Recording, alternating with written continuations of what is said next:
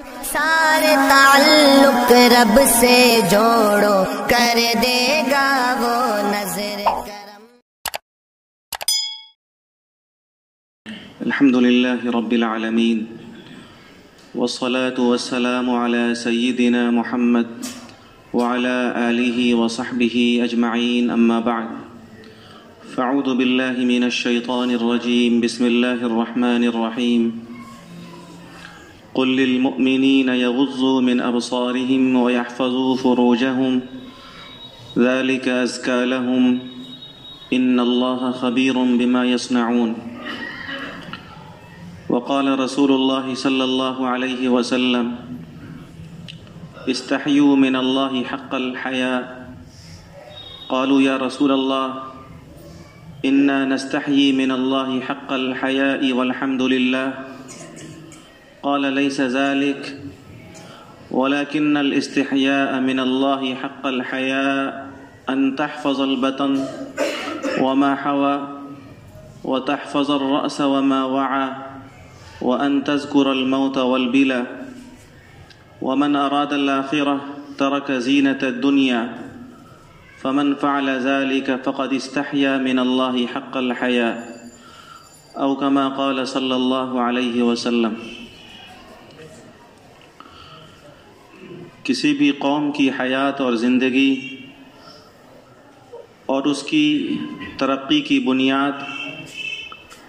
عفت و عصمت، حیا اور شرم پر ہے۔ اسی طریقے سے کسی بھی قوم کے زوال اور پستی کی سب سے بڑی اور بنیادی وجہ اخلاقی بے راہ روی اور جنسی آوارگی ہے۔ اسی لیے قرآن و حدیث میں ہمارے دین نے ہم سب کو جگہ جگہ حیا و شرم اور عفت و پاک دامنی کی تعلیم دی ہے۔ قرآن و حدیث کے نصوص میں مسلمان مردوں اور عورتوں کو جگہ جگہ اللہ تبارک و تعالی نے حیا و شرم کی تعلیم دی ہے، انہیں عفت و عصمت اور پاک دامنی کی زندگی گزارنے کی تلقین کی گئی ہے، نگاہ کی حفاظت پر زور دیا گیا ہے، دل کی حفاظت کی اہمیت بتائی گئی ہے، اور یہ ذمہ داری بھی دی گئی کہ خود اپنی ذات، اپنے گھر کے تمام افراد، اپنے سماج و معاشرے کے ایک ایک فرد کو ہر طرح کی اخلاقی بگاڑ اور جنسی بے راہ روی سے بچانے کی ذمہ داری کو اپنی ایک بڑی ایمانی اور معاشرتی ذمہ داری سمجھی جائے۔ دنیا میں زوال پذیر قوموں کی تاریخ ہمیں بتاتی ہے کہ جب ان قوموں میں اخلاقی بگاڑ اور جنسی بے راہ روی پیدا ہوئی تو وہ قوم پست ہو گئی، ذلیل ہو گئی، چاہے وہ یونانیوں کا زوال ہو، چاہے وہ رومیوں کا اسقاط ہو، یا پھر موجودہ دنیا کی تہذیب و ثقافت اور موجودہ دنیا کی پستی کی بنیادی وجہ ہو، وہ بس یہ ہے کہ دنیا نے جب بھی اخلاقی بگاڑ کے اندر اپنے آپ کو ڈالا اور کوئی قوم مجموعی طور پر جب بھی جنسی بے راہ روی کی اور آوارگی کی شکار ہوئی تو پھر نگاہ اور دل کے مردہ ہونے کی بنیاد پر وہ قوم اچھے اعمال و کردار سے محروم ہو گئی اور پھر زوال اور پستی کا شکار ہو گئی۔ قرآن مجید میں اللہ تبارک و تعالی نے حیا و شرم اور عفت و عصمت اور پاک دامنی کی زندگی گزارنے کی کئی جگہوں پر تعلیم دی ہے۔ میں نے خطبے میں جو آیت پڑھی ہے، اس آیت کے اندر اللہ تعالی نے ایمان والے مردوں سے خطاب کرتے ہوئے یہ بات ارشاد فرمائی، قل للمؤمنین یغضوا من ابصارہم ویحفظوا فروجہم، اے نبی آپ ایمان والے مردوں سے کہیے کہ وہ اپنی نگاہوں کی حفاظت کریں، اپنی نگاہوں کو پست رکھیں، وَيَحْفَظُوا فُرُوجَهُمْ، اور اپنی شرمگاہ کی حفاظت کریں۔ گویا نگاہ کی حفاظت اپنی شرمگاہ کی حفاظت ہے، اور جب نگاہ آوارگی کا شکار ہو جائے تو پھر شرمگاہ کی حفاظت بھی مشکل ہو جاتی ہے۔ اسی لیے شرمگاہ کی حفاظت سے پہلے اللہ نے نگاہ کی حفاظت کی ذمہ داری دی، یغضوا من ابصارہم، ایمان والوں کی ایمانی ذمہ داری ہے کہ آپ انہیں یہ بتائیں کہ وہ اپنی نگاہوں کی حفاظت کریں اور اپنی عزت کی حفاظت کریں، شرمگاہ کی حفاظت کریں۔ ذالک ازکی لہم، نگاہ کی حفاظت اور شرمگاہ کی حفاظت میں ہی ان کی پاکیزگی ہے۔ واللہ خبیر بما یصنعون۔ قرآن کا ایک عجیب انداز ہے کہ جہاں کہیں بھی اہم حکم بتایا گیا وہیں ساتھ میں ایک ایسا اللہ نے نسخہ دے دیا جس نسخے کی بنیاد پر اس حکم پر عمل کرنا آسان ہو جاتا ہے۔ بڑے سے اور سخت قانون پر انسان اس لیے عمل نہیں کرتا کہ وہ یہ سمجھتا ہے کہ یہاں کوئی دیکھنے والا نہیں، لیکن بہت معمولی سی سی ٹی وی کیمرہ کہیں پر لگا ہوا ہو اور وہاں پر کسی بھی بڑی سے بڑی کمپنی اور بینک اور بڑی سے بڑی شاپنگ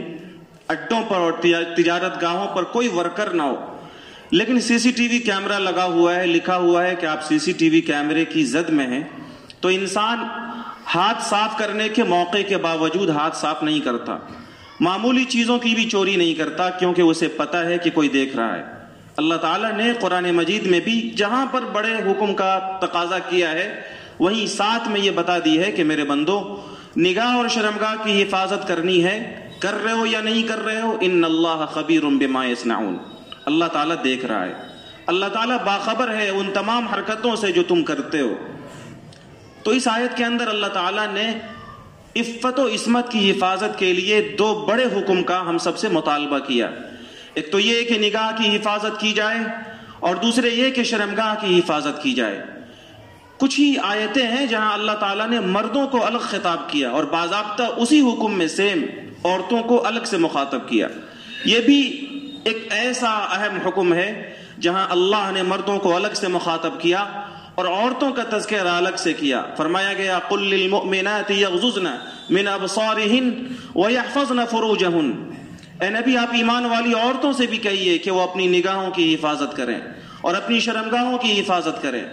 جو حکم مردوں سے کیا گیا الگ سے اسی حکم کا تقاضا عورتوں سے بھی کیا جا رہا ہے کہ اپنی نگاہوں کی حفاظت کرو، نگاہوں کو بہکنے نہ دو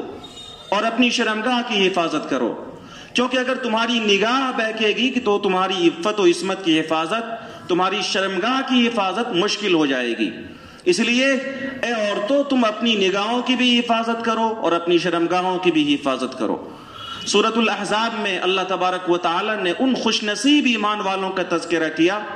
جن کے لیے اللہ نے آخرت میں بڑی کامیابی کا، بڑے اجر و ثواب کا، بڑی مغفرت کا وعدہ کیا۔ کچھ صفات کا تذکرہ ہے، ان المسلمین والمسلمات والمؤمنین والمؤمنات، پوری تفصیل سے اللہ نے بتایا کہ وہ لوگ، وہ ایمان والے مرد جن کا ایمان کامل،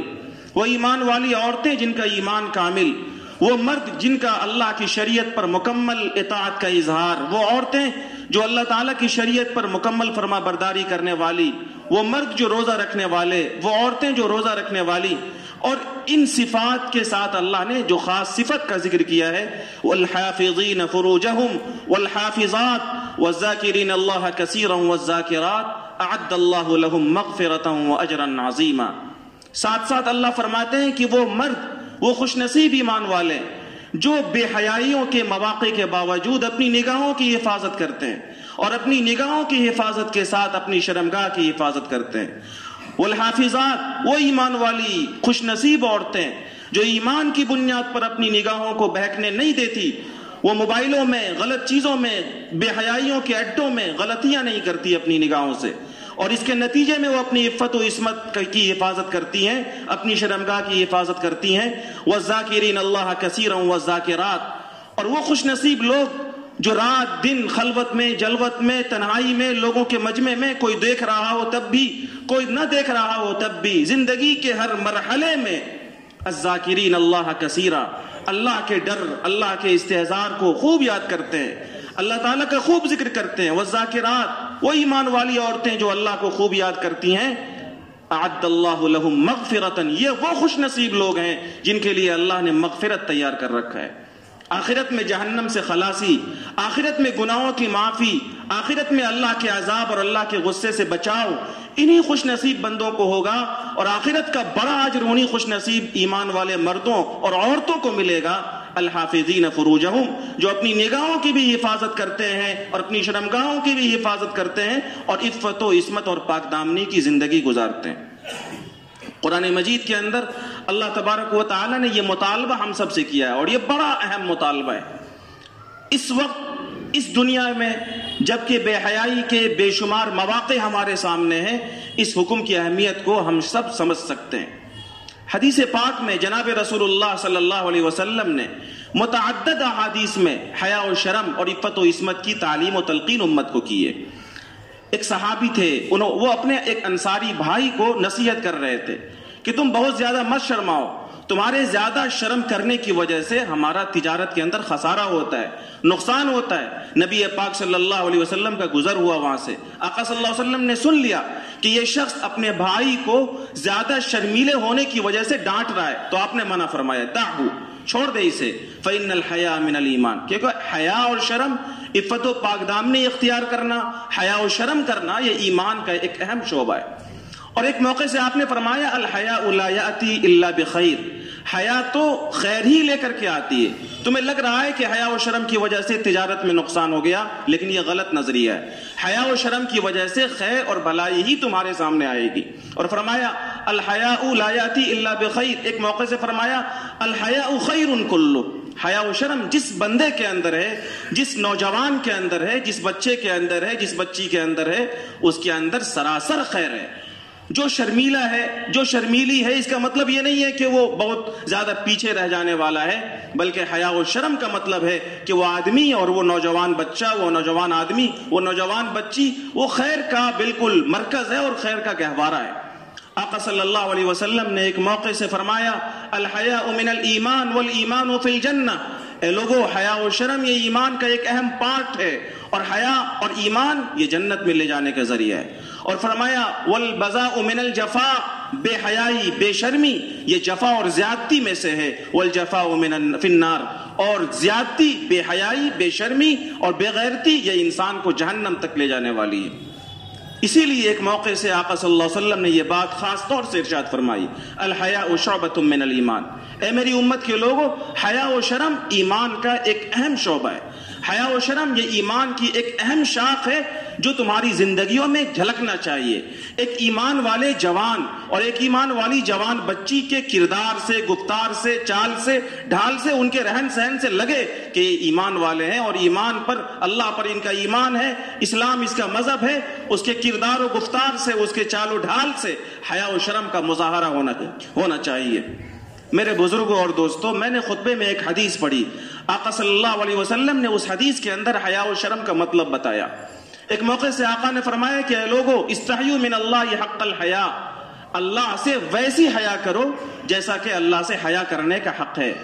اللہ تعالیٰ سے ویسی شرم کرو جیسا کہ اللہ سے شرم کرنے کا حق ہے۔ یہ بڑی اہم حدیث ہے۔ امام نووی رحمۃ اللہ علیہ بڑے محدث ہیں، وہ فرماتے ہیں کہ اس حدیث کا آپس میں کثرت کے ساتھ مذاکرہ ہونا چاہیے، لوگوں کو کثرت کے ساتھ یہ حدیث سنانی چاہیے، یہ بڑی اہم حدیث ہے۔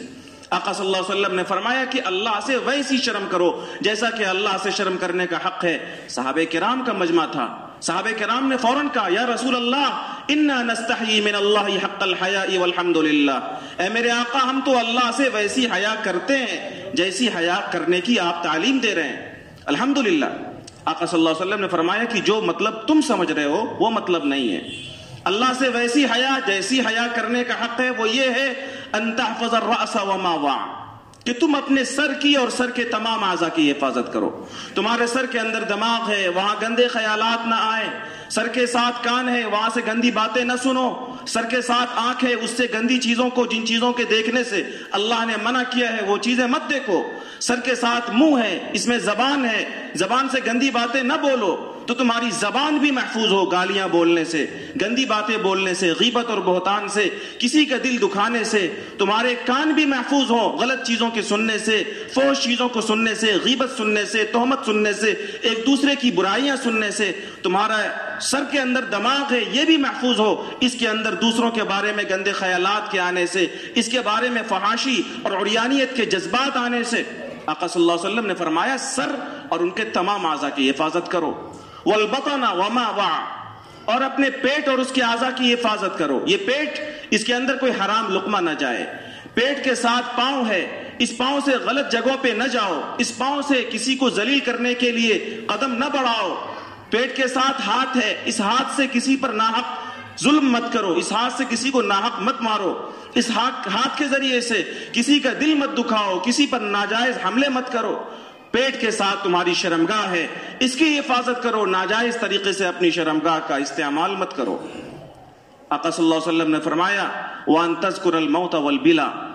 کہ تم موت کو، مرنے کے بعد کی زندگی کو یاد کرو، والبلا، قبر کے اندر سڑنے کو، گل جانے کو یاد کرو کہ تم قبر کے حوالے ہونے والے ہو۔ ایک دن آئے گا جب تمہاری موت ہو جائے گی اور قبر کے حوالے ہوگے، قبر کی مٹی تمہیں کھائے گی، تم سڑ گل جاؤ گے۔ جن جسموں کی تم آج حفاظت کرتے ہو، جس کے بناؤ اور خراش کو تم بڑے باریکی سے دیکھتے ہو، جن چہروں پر تم بڑے مہنگے کریم لگاتے ہو، جن بدنوں کی نمائش کے لیے مہنگے کپڑے پہنتے ہو، یہ بدن، یہ سارا جسم، تمہارا سارا وجود قبر کے حوالے ہونے والا ہے۔ وہاں تم سڑ گل جاؤ گے اس موت کو، اور موت کے بعد کی زندگی کو یاد کرو۔ اور فرمایا ومن اراد الآخرہ ترک زینت الدنیا، اے لوگوں جو آخرت کی آرام کا، آخرت کی سہولت کا، آخرت کی نعمتوں کا طالب ہوتا ہے، جو جنت کی ناز و نعم کا طالب ہوتا ہے، وہ دنیا کے اندر بیجا نخروں میں، بیجا ناز و نعمت میں نہیں پلا کرتا، دنیا کی زیب و زینت سے وہ اپنے آپ کو بچاتا ہے، اس امید پر کہ اللہ آخرت میں اسے جنت اور جنت کی نعمتیں عطا فرمائے گا۔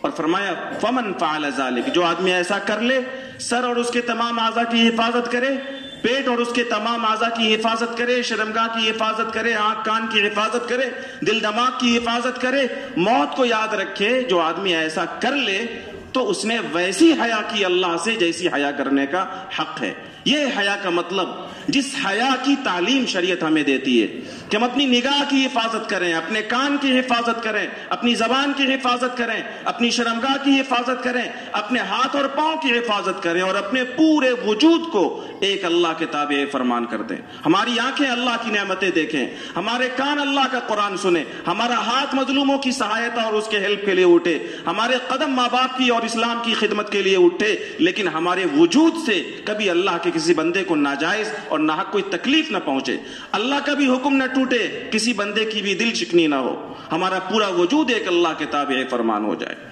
میرے بزرگوں، یہ حیا و شرم اور عفت و پاک دامنی اس معنی میں بھی بہت اہم ہے کہ جو لوگ یہ چاہتے ہیں کہ اس کی عورتیں، اس کی بیویاں، اس کی ماں، بہن، بیٹیوں کی عزت محفوظ ہو، اس کی ذمہ داری یہ ہے کہ وہ دوسروں کی بہن بیٹیوں کے تعلق سے اپنی شرمگاہ اور اپنی نگاہ کی حفاظت کرے۔ آقا صلی اللہ علیہ وسلم نے فرمایا اے میری امت کے لوگوں، عفو تعف نساؤکم، عفت کی زندگی اختیار کرو، پاک دامن رہو، اپنی شرمگاہ کا غلط استعمال مت کرو، اپنی خواہشات ناجائز طریقے سے مت پوری کرو، ورنہ تمہاری بیویوں کی عزت محفوظ نہیں رہے گی۔ تم پاک دامن رہو، تمہاری بیویاں پاک دامن رہیں گی۔ امام شافعی رحمہ اللہ کا ایک مقولہ نقل کیا ہے کتابوں کے اندر، وہ فرماتے ہیں کہ بدکاری ایک قرض ہے، زنا ایک قرض ہے۔ اگر کسی آدمی نے ناجائز طریقے سے اپنی خواہش پوری کی اور اپنی خواہش کی تکمیل کی، بدکاری کی، تو اللہ تعالیٰ اس کا یہ قرض اس کے گھر سے وصول کرے گا کہ پھر اس کی گھر کی عورتیں، اس کی ماں، بہن اور بیٹی کی عزت بھی محفوظ نہیں رہ سکے گی۔ شریعت ہمیں جس عفت اور پاک دامنی کی تعلیم دیتی ہے وہ اس لیے دیتی ہے تاکہ ہمارے گھر کی محرموں کی عزت محفوظ ہو، ہمارے گھر کی خواتین کی عزت محفوظ ہو۔ اور فرمایا برو ابنا آباءکم تبرأ ابناؤکم، اے لوگوں تم اپنے ماں باپ کی خدمت کرو، ان کی فرما برداری کرو تاکہ تمہاری اولاد تمہاری خدمت کرے۔ دو پیغام، اپنے عفت کی حفاظت کرو، خواہش کو غلط جگہوں پر پوری مت کرو تاکہ تمہاری عورتیں محفوظ ہوں، اور اپنے ماں باپ کی فرما برداری کرو تاکہ تمہاری اولاد کل جب تم بوڑھے ہو جاؤ تو وہ تمہاری فرما برداری کرے۔ میرے بزرگوں اور دوستوں، شریعت کے اندر یہ جو قرآن و احادیث کے اندر حیا و شرم اور عفت و عصمت کی تعلیم اور تلقین کی گئی، اس کا اثر حضرات صحابہ کرام کی زندگیوں میں واضح طور پر دیکھنے کو ملا، واضح طور پر اس کے نمونے جا بجا احادیث کی کتابوں میں آپ کو ملیں گے۔ سیدنا ابو موسیٰ اشعری رضی اللہ تعالیٰ عنہ بڑے صحابی ہیں، وہ فرماتے ہیں کہ میری ناک میں مردار کی بدبو بھر جائے یہ مجھے گوارا ہے، لیکن یہ مجھے کسی قیمت پر گوارا نہیں ہے کہ میری اس ناک کے اندر کسی غیر محرم عورت کی خوشبو جائے۔ ناک مردار کی بدبو سے بھر جائے، لیکن اس ناک کے ذریعے سے کسی غیر محرم عورت کے جسم کی بو میرے اندر آئے، یہ مجھے کسی قیمت پر گوارا نہیں ہے۔ حضرت عبداللہ ابن عباس فرماتے ہیں کہ وہ خیر القرون کا زمانہ جس میں حیا و شرم کی لوگ بڑی حفاظت کرتے تھے، اپنی عفت و عصمت کی حفاظت کرتے تھے، جس زمانے کے اندر بیٹیوں کی بہنوں کی عزت بڑی محفوظ تھی، اس زمانے میں جب عورتیں آقا صلی اللہ علیہ وسلم کی مسجد نبوی میں نماز پڑھنے کے لیے جایا کرتی تھی، تو اسی مسجد نبوی میں ایک بڑی حسین صحابیہ تھی، بڑی خوبصورت عورت تھی جو مسجد نبوی میں نماز پڑھنے کے لیے آیا کرتی تھی۔ علماء سے پوچھئے، عورتوں کی صف مردوں کے صف کے پیچھے لگا کرتی ہے، یہ مسجد ہے، اگر عورتوں کی صف لگے گی تو پیچھے کو لگے گی۔ اب پیچھے جو عورت بیٹھے گی، ظاہر سی بات ہے جو مرد بعد میں آئیں گے اس کی نگاہ اس عورت پر پڑے گی۔ حضرت عبداللہ ابن عباس فرماتے ہیں صرف اس لیے کہ حیا و شرم کی حفاظت ہو، عفت پر عمل ہو، عصمت کی حفاظت کی جائے، نگاہ غلط نہ بہکے، بہت سارے صحابہ مسجد نبوی میں بہت پہلے آ کر نماز کے وقت سے بیٹھ جایا کرتے تھے تاکہ ان کی نگاہ کہیں خدا نخواستہ دھوکے سے اس عورت پر نہ پڑ جائے اور وہ کسی فتنے کے اندر نہ مبتلا ہو جائیں۔ حضرت عائشہ رضی اللہ تعالیٰ عنہ فرماتی ہیں کہ میرے جس حجرے میں میرے سرتاج امام الانبیاء جناب محمد الرسول اللہ صلی اللہ علیہ وسلم کی تدفین ہے، جہاں آقا آرام کر رہے ہیں، اور جس حجرے میں میرے والد محترم سیدنا ابوبکر صدیق رضی اللہ تعالیٰ عنہ آرام کر رہے ہیں، جب یہ دونوں اس حجرے میں آرام کر رہے ہیں، قبر دونوں کی اس حجرے میں ہے، تو میں جب اس کمرے میں جاتی تھی تو پردے کا کوئی خاص اہتمام نہیں کرتی تھی کہ یہاں تو میرے شوہر کی قبر ہے اور میرے باپ کی قبر ہے، لیکن جب اسی کمرے میں خلیفہ ثانی سیدنا حضرت عمر بن خطاب رضی اللہ تعالیٰ عنہ کی تدفین ہو گئی تو فرماتی ہیں کہ پھر مجھے پردے کے اہتمام کے ساتھ میں جانے لگی اور مجھے یہ خیال ہونے لگا کہ حضرت عمر رضی اللہ تعالیٰ عنہ تو میرے محرم نہیں ہیں۔ حضرت عمر سے حیا و شرم کی بنیاد پر وہاں پہ ان کی قبر ہے، اس کے باوجود قبر کی حفاظت میں وہ پورے پردے کے ساتھ اور بہت اہتمام کے ساتھ اس کمرے میں جایا کرتی تھی۔ حضرت ام خلاد رضی اللہ تعالیٰ عنہ ایک بڑی صحابیہ ہیں، ان کے ایک لڑکے کی شرکت ایک بڑے غزوے میں اور جنگ میں ہوئی، جنگ ختم ہو گئی، غزوہ ختم ہو گیا، صحابہ واپس آ گئے، ان کا بیٹا واپس نہیں آیا۔ اپنے بیٹے کی خیریت لینے کے لیے بےتابی کے عالم میں یہ عورت بارگاہ رسالت میں آپ صلی اللہ علیہ وسلم میں آئی، یا رسول اللہ میرا بیٹا جو غزوے میں گیا تھا، جنگ میں گیا تھا، اللہ کے راستے میں گیا تھا، وہ کہاں ہے؟ آقا صلی اللہ علیہ وسلم کی مجلس میں اس خاتون نے ام خلاد نے سوال کیا، صحابہ نے کہا کہ بہن تمہارا بیٹا اللہ کے راستے میں شہید ہو گیا، تمہارا بیٹا اللہ کے دین کے کام آ گیا، وہ شہید ہو گیا۔ یہ خبر اس ام خلاد نامی خاتون صحابیہ پر بجلی بن کر گری، لیکن اس نے بڑے صبر کا اور بڑے ضبط کا مظاہرہ کیا اور وہ اپنے آپ کو کنٹرول کر سکی۔ لیکن اسی درمیان ایک صحابی نے ان سے سوال کیا کہ یہ بتاؤ کہ سارے صحابہ جنگ سے واپس آ گئے، تمہیں بھنک لگی ہوگی کہ میرا بیٹا نہیں آیا تو شہید ہو گیا، تو بےتاب تھی، تو پریشان تھی، اور تو اپنی بیٹے کی خبر کے لیے بےتابی کے عالم میں آقا صلی اللہ علیہ وسلم کی خدمت میں آئی۔ اس بےتابی کے عالم میں بھی میں دیکھ رہا ہوں کہ تمہارے وجود پر پردہ ہے، تم نے اپنے چہرے کو ڈھانپ رکھا ہے بےتابی کے عالم میں۔ اب کسی کے گھر میں کسی جوان آدمی کا انتقال ہو جائے، کسی عورت کو یہ معلوم ہو کہ میرا بیٹا کسی حادثے میں مر گیا، وہ تو گھر سے کیسے واویلا کرتے ہوئے نکلے گی ہم سب سمجھ سکتے ہیں، نہ اسے اپنے کپڑے کا پتہ، نہ اسے اپنے وجود کا پتہ، نہ اسے اپنے کسی حلیے کا پتہ، وہ تو بس رونا اور واویلا کرنا اپنا حق سمجھے گی اور روتے اور واویلا کرتے ہوئے وہ باہر آئے گی۔ لیکن تم پردے میں ہو، تم نے اپنے پورے وجود کو ڈھانک رکھا ہے، آخر ایسی کیا وجہ ہے؟ تو اس صحابیہ نے ایک ایسا جواب دیا جو سونے کے پانی سے لکھنے کے قابل ہے۔ اس نے کہا ان ارزا ابنی لم ارزا حیائی، کہ اگر میرا بیٹا مر گیا ہے، میرے بیٹے کا جنازہ اٹھا ہے، تو اس کا یہ مطلب نہیں ہے کہ میری حیا بھی مر گئی، میری حیا کا بھی جنازہ اٹھ گیا، میرا بیٹا مرا ہے اس کا جنازہ اٹھا ہے، میری حیا و شرم کا جنازہ نہیں اٹھا۔ یہ عمل تھا حضرات صحابہ کا، حضرات صحابیات کا، قرآن مجید کے ان آیات اور آقا صلی اللہ علیہ وسلم کے ان فرامین پر جو حیا و شرم اور عفت و پاک دامنی کے تعلق سے دی گئی ہے۔ شریعت نے، اسلام نے جو دین رحمت ہے، جو ایک آفاقی دین ہے، جو قیامت تک کے انسانوں کے لیے رحمت بن کر آیا ہے، اس دین نے مردوں کو اور عورتوں کو حیا و شرم کی اور عفت و عصمت اور پاک دامنی کی جو تعلیم دی ہے، اس کا جہاں ایک بڑا مقصد یہ ہے کہ بندہ مومن آخرت میں سرخرو ہو، اللہ کی رضا پائے، وہیں اس کا ایک بڑا مقصد یہ ہے کہ سماج پاکیزگی کا گہوارہ بن سکے۔ سماج کے اندر ایک ایک نوجوان کی نگاہ جب محفوظ ہوگی تو اس کے دل کے اندر اللہ کی محبت جاگزی ہوگی۔ جب نگاہ غلطیوں کا عادی ہو جائے، جب نگاہ بے راہ روی کا عادی ہو جائے، تو پھر اس دل کے اندر اللہ کی محبت کا آنا، پھر اس دل میں جناب رسول اللہ صلی اللہ علیہ وسلم کے سچے عشق کا آنا بڑا مشکل ہو جاتا ہے۔ اس لیے شریعت نے نگاہ کی حفاظت اور شرمگاہ کی حفاظت کی تعلیم دی ہے کہ بندے مومن اپنی نگاہ اور اپنی شرمگاہ کی حفاظت کر کے، حیا اور شرم کی زندگی گزار کے، عفت و عصمت اور پاک دامنی والی زندگی گزار کر کے اپنے آپ کو اللہ کے حوالے کر سکے، سماج میں بیٹیوں کی عزت محفوظ ہو، سماج امن و سکون کا گہوارہ بن سکے۔ ورنہ اگر حیا و شرم اور عفت و عصمت پر عمل نہیں کیا گیا اور اس کا جنازہ نکال دیا گیا، بے راہ روی عام ہو جائے سماج کے اندر، تو یورپ ممالک کے تجربات ہمارے سامنے ہیں کہ جس سماج کے اندر بے حیائی ہوتی ہے، جہاں بے راہ روی آتی ہے، وہاں پھر بچیوں کی عفت بھی محفوظ نہیں ہو پاتی ہے۔ پردہ اسلام کی ایک اہم تعلیم ہے، پردہ تمام مذاہب کی ایک اہم تعلیم ہے۔ بدقسمتی یہ ہے کہ اس وقت پوری دنیا کی باطل طاقتیں اسلام کو نشانہ بنانے کے لیے پردہ کی ایک اہم تعلیم کو نشانہ بنا رہی ہے۔ اس نازک وقت کے اندر ایمان والوں کی ایمانی ذمہ داری ہے کہ شریعت نے حیا و شرم اور عفت و عصمت کے تعلق سے جو تعلیمات انہیں دی ہیں وہ خود بھی ان پر عمل کریں، اور اپنی بچیوں کو حیا و شرم اور عفت و عصمت کے تعلق سے دین اسلام کی تعلیمات سے روشناس کرائیں، انہیں واقف کرائیں کہ پردہ کیا ہے۔ اور شریعت نے پردے کا حکم کر کے عورت کو بندھک نہیں بنایا، عورت پر کوئی ظلم نہیں کیا، بلکہ عورت کی عفت اور اس کی عصمت کی حفاظت کا اللہ نے سامان کیا ہے۔ اگر وہ گھر سے باہر جائیں، دین آسان ہے، ضرورت کی بنیاد پر ایک بچی کو کالج جانا ہے، ایک بچی کو ڈاکٹر کے یہاں جانا ہے، شریعت نے اس کی اجازت دی ہے، لیکن کہا یدنین علیہن من جلابیبہن، گھر میں رہنا ہے۔ گھر سے باہر اگر ضرورت کی بنیاد پر نکلنا ہے، بہت شدید ضرورت ہے، ڈاکٹر کے یہاں جانا ہے، کوئی شدید تقاضا ہے، تو یدنین علیہن من جلابیبہن، جب وہ باہر جائیں تو ایک خاتون کی حیا و شرم کی اور ایمان کی ذمہ داری ہے کہ وہ اپنے پورے وجود پر ایسا موٹا کالا کپڑا لگا لے جس سے اس کے وجود پر کسی غیر مرد کی شرارتی قسم کے لوگوں کی نگاہ نہ پڑے،